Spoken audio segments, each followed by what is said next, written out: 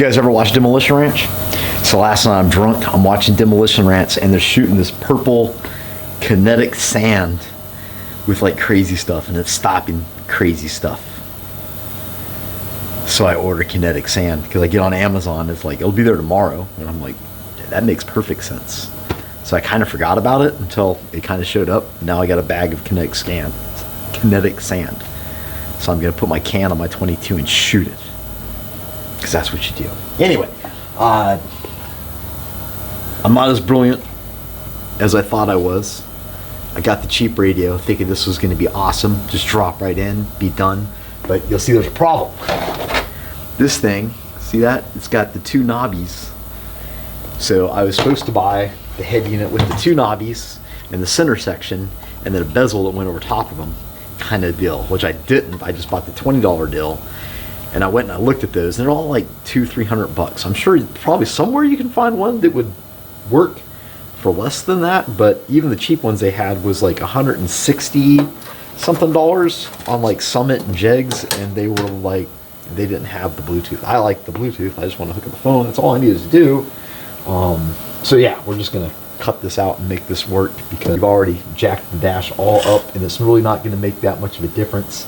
And then we also need to make a plate to hang our air conditioner control. We gotta kind of sort that out. So a couple dash mods going on, and maybe we'll run some grounds. We're about right. I downloaded the Holley Terminator X software last night, and one of Matt's tunes from the sloppy cabinet, and went through and redid a bunch of stuff. So I'm a tuna. I'm a tuna, guys. Bam, just like that, we got her in there.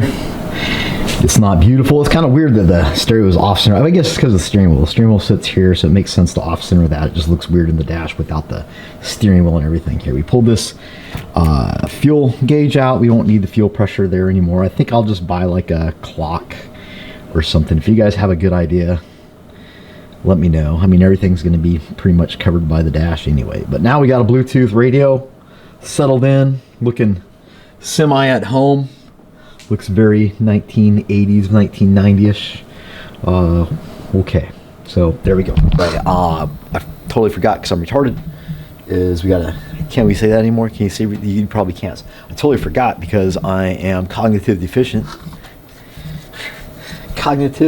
deficient. Anyway, this guy,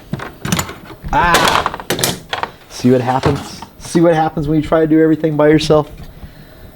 So this guy fits back here. You guys see this? And that's where our fan control is. There are two screws up underneath here, and there's one on the very top here. This guy goes, the two screws on the bottom have long since broken off this guy, but the one on the top is still there. So what we're going to do is just recreate this plate right here, this shape, and we will put the knobs. We got that information from the Vintage Air folks, so we just got to do these right here. And I'll probably throw a little monkey, if I can fit a monkey in there.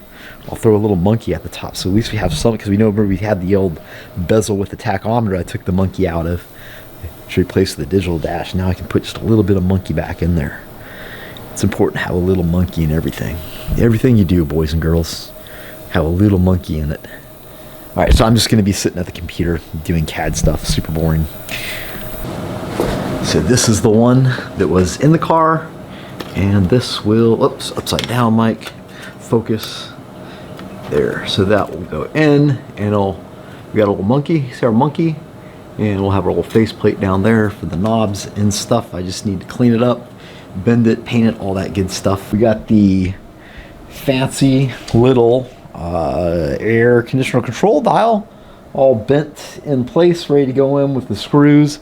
Already checked it. It worked out great. We got the Bluetooth radio, our digital dash. I did check, and the 3.5-inch dash will fit right next to this. So once it's in the dash, take a look with the steering wheel, see what we got, what kind of visibility we got. And if it's nice and visible, I might just hang that 3.5-inch boy right here, and then we got more data we can show right there on our thing. And I did add, I took the original RPM gauge. This was a gas fuel pressure gauge, which is kind of dumb and worthless and redundant, just like this RPM gauge, yes. But I had already paid for that, had it in there thing, and I figured, hey, since I have this hole in this dash, we might as well fill it with something. So we'll use the little RPM. You can't see it anyway behind the steering wheel. Doesn't matter. So anyway, but at least we don't have a gaping hole there, and we'll have like a little tachometer guy, which is nice. And our air conditioning, climate controls, Bluetooth radio, digital dash, 3.5, bam.